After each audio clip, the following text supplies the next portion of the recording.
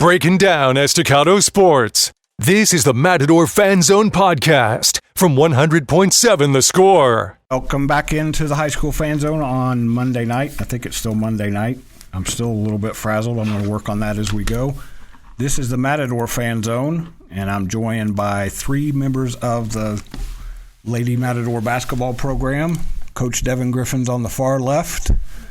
Ashondra Johnson's next to her, and Tiona. Yes, I get it right that time. Duvall is in the middle. If you're watching on TV, if not, if you're seeing on TV, we got a younger Griffin here joining us. What's this dude's name?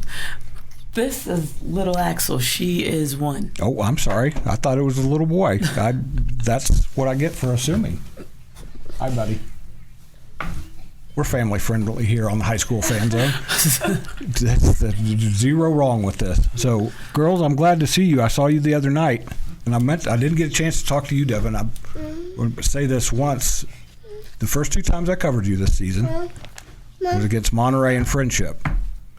Second two times against Liberty. So I'm going to guess you'd much rather see that version of me than those first two nights, because those first two games were against very good teams. The second two nights were against very good team too. But you guys have really turned a corner at some point this season. I want to get these girls to talk about it, but when did you guys become the team that you are now? I think we've always shown glimpses, and I think it's just a matter of being consistent, and that's been a hard part for us. And I think throughout district, with the exception of last Tuesday, we really started to have our own identity and get a good grip for who we are and who we want to be and what that wants to look like. And I think those games where you did cover us against those tougher opponents, or not tougher, just different opponents, because it's all about matchups. I think that helped us decide, okay, are we going to be here or are we going to be there? And they made that choice, and that's what we're trying to stick to. Those matchups against teams matching up against Monterey and Friendship are all kind of run into some trouble. Those are some pretty good teams. You guys are a pretty good team too, Tiona. When you guys talk, grab and you can share this microphone. You can hold it up close, and you can use your outside voice when you talk. So, Coach mentioned the word matchups, which the 5A district here and the 4A district here is very, very intriguing because everybody's beaten each other twice. And that's all about matchups. What about Liberty has made you guys? What got the blood in the water for you guys in those two? Because they're, like I said, they're a really good team, and you guys beat them twice. So, Ashondra, what did you guys do well against them twice? I think we executed our offenses and just our game plans. We knew what we wanted to do when we went out there, and that's what we did. So we just followed directions. What about you, Tiona? I agree with Ashondra. I don't know why I called your full name. I agree with Ashondra when it comes to executing game plan and just sticking to what we practiced instead of everybody trying to do what they think is best and do their own kind of thing. Just playing as a team and keeping positive energy throughout the whole game regardless of what happens, good or bad. So Coach mentioned the one game that kind of a sore thumb for you guys, the double overtime loss to Snyder right before you played Liberty the second time. That threw a little bit of kink in what you guys could accomplish in district. But you told me the other night, how am I supposed to say it, Chandra? Yeah, that's all right. I want to make sure if you're saying it one way, I got to say it the same way. What did that game do for you guys in terms of what you can do now when you get to the playoffs? How did that lock you back in?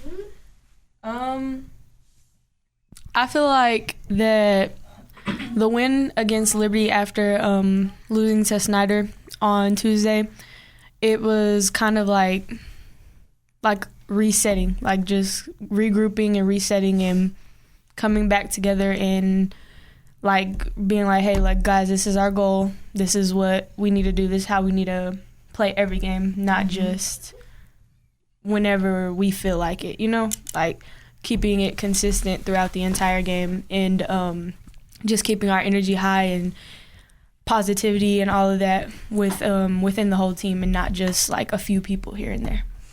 What about you, Chandra? Because you guys have had really good teams, really good seasons the last few years. That's actually the first time you've lost more than 2 district games in a while, so That's going to do. I think that will do you some good in the playoffs.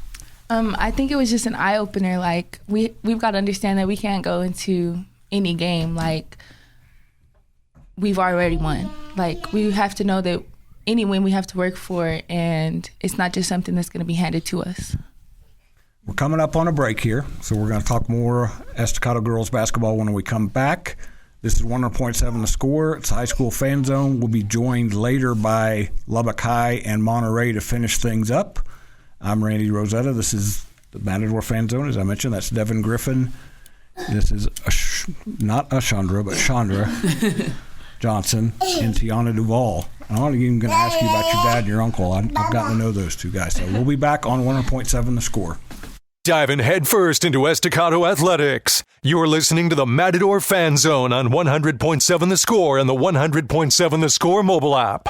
Welcome back into the second segment of the Matador Fan Zone on 100.7 The Score.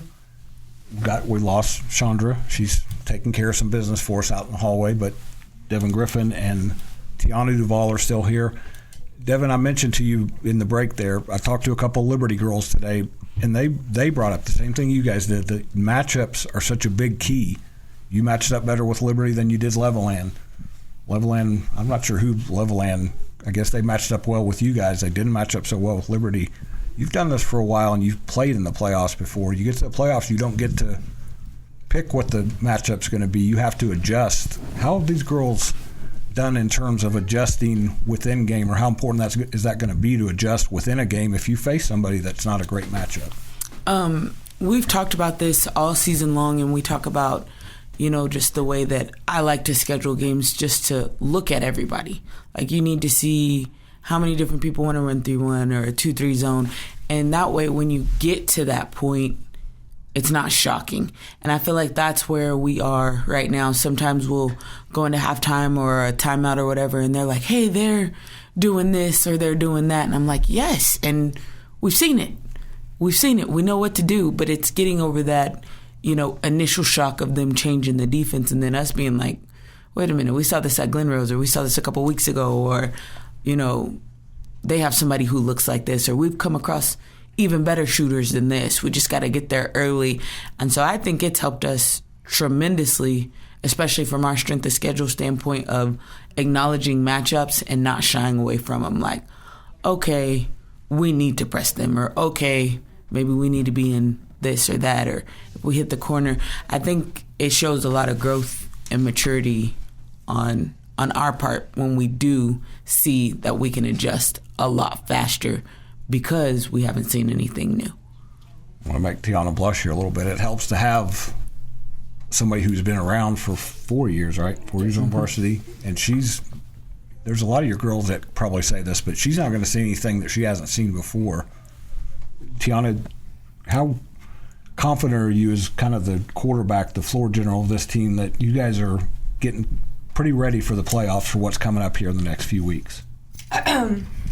I'm actually really confident. Like, all 4 years I've actually been confident. We've always had the right people and the right players and the right skill set to get, all the way to state.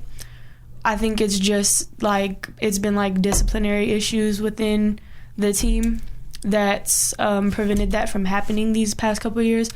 But I feel like with the team we have this year, that disciplinary thing isn't as big of an issue as it was the previous years, and that this group could really do it. They could really get there.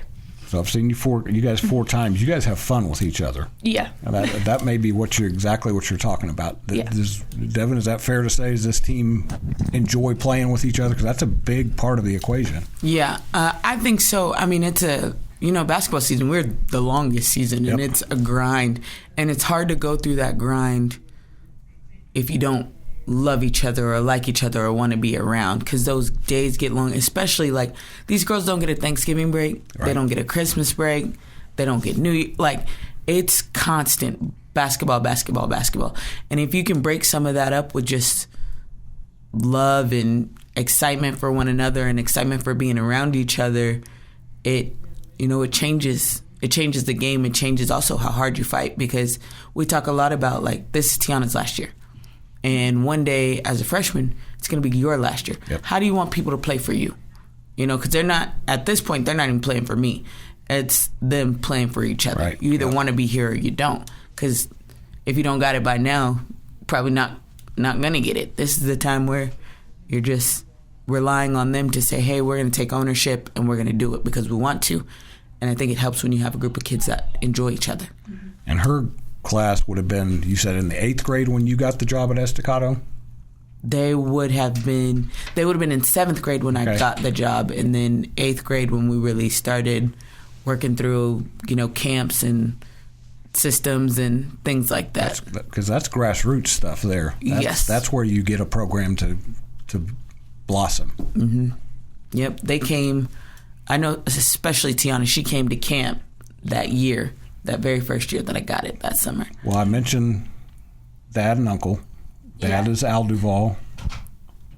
Or no, I'm sorry, Dad is Jerome. And Uncle is Al. When do you remember having a basketball in your hand the first time? Oh, wow. I think that the first time I ever had a basketball in my hand was like before I could even walk. So, yeah, I've always played basketball. I couldn't even tell you the first time I held a basketball. Honestly, that's how long ago it was. But because Al played on the state championship team. Yeah. Was that on that team also? Was he? I don't know. No, I don't think he was. And state happened a couple of years after Al, but Al went on to play at Lubbock Christian. Yeah. Okay. LCU. Yeah. So no pressure. There's these pictures of relatives on the wall at your school. Who they played for a coach who I assume you've gotten to know pretty well too. Coach Wag, yeah. Yep. So you've just taken the torch and run with it. You've been fun to watch for 4 years. I can imagine there were writers that would say the same about Coach Griffin, but it's been fun to watch you for 4 years. I'm looking forward to see what you do and what this team does, because it really seems like you're coming together. Because, and I'll say this again, I've said this to Liberty girls, you have 3 really good teams in your district right now that have a chance. And I know there's the breakdown, big school, small school. One of you will end up with each other. But, Devin, will it surprise you if all 3 of you aren't playing a month from now? That's what I plan on. You know, I think we're in one of the best spots for basketball right now, and we get hit with competition all year long.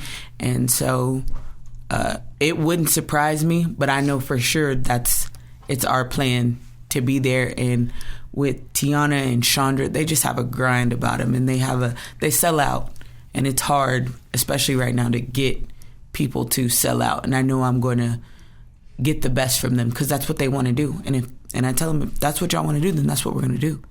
I did that the other night against Liberty. That was a very entertaining game to watch. 50-35 was the final. Mm-hmm.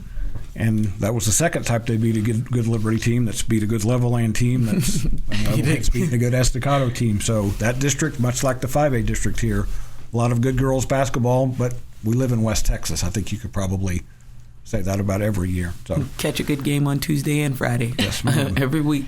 That's going to wrap us up on the Matador Fan Zone. We'll be back with the Westerner Fan Zone after this break on 100.7 The Score.